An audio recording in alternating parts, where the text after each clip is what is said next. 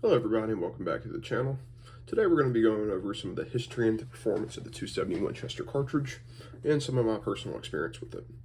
So let's go ahead and start it off. The 270 Winchester was introduced in 1925 and was put into production in the Model 54 bolt-action rifle made by Winchester and was deemed the flattest shooting cartridge at the time.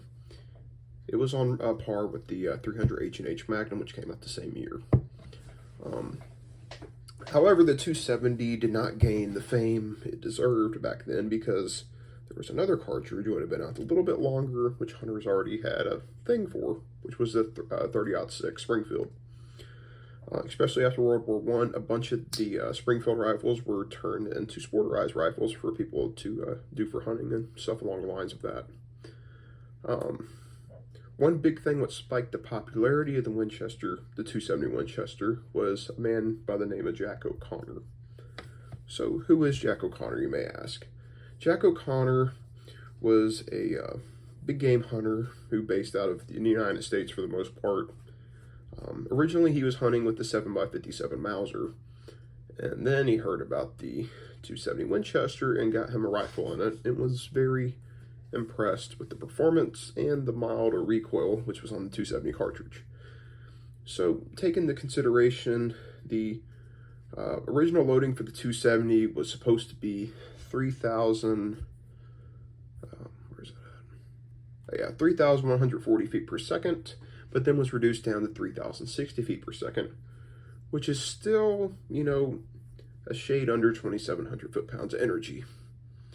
Which, I mean, for most game in North America would be perfectly fine for that. However, Jack O'Connor took things to a next level and ended up taking over a dozen elk with the 270 Winchester. So, rule of thumb is for elk, you want to have at least 1,500 foot-pounds of energy.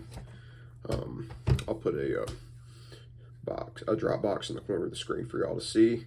That's usually going to be probably about 350 yards is whenever you're going to hit right up underneath that with certain bullets. However, with bullets with the higher ballistic coefficient, you may be able to push that a little bit further. Jack's favorite load, though, for the elk was the 150 grain nozzle partition. So the partition is kind of in its name. It's a parted bullet in a sense.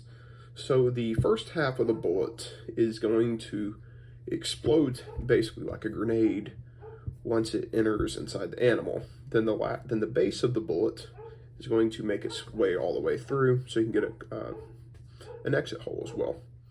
It's a very great design. It's been around for a while. Been around since the 30s. Still a proven bullet today. So, Jack O'Connor obviously liked the 270. What are my thoughts about it? So, I've been hunting with the 270 for the last 2 seasons. I have a Browning BAR. This is a Safari model, got the hooded front sight, beautiful engraving and everything on it. Got the Browning BAR. I refuse to take that gun out. Then I also have the American rifle. This one's in a 270 Winchester. This is one I took out the last 2 seasons. So my bullet of choice with the 270 has been the Federal Fusion loadings. That will focus. It's a 130 grain bullet, 3,050 feet per second, just a shade under 2,700 foot-pounds. So with my experience so far, it's been absolutely devastating. I'll see if I can put some of the pictures in, but I don't think I'll be able to show the exit holes. But the exit holes have been catastrophic, especially in the rib cage area. It's been about the size of a softball. Excellent blood trails. I took 2 deer this year with the 270 with that particular load. One was at 104 yards. One was at 196 yards. The one at 104 yards, I made a shot a little bit further back than I wanted to, so it kind of hit the guts. It did run about 60 yards, but it had a great blood trail the whole time. Exit hole was gross. It was a nice size exit hole. Then the buck I shot, it was a 7-point. That one I shot at 194 yards. Had a perfect heart shot on it. It dropped right where it stood. So overall, I've had great terminal performance, great accuracy out of both guns. Although I have had better accuracy out of the Ruger American, despite how pretty the Browning BAR looks. it's a gun I definitely recommend. It's a cartridge I definitely recommend. And I think it's here to stay. It's been around for the last 98 years. And I think it's got another 100 years on it.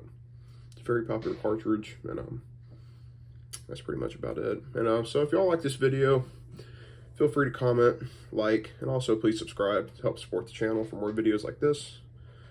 Thank y'all.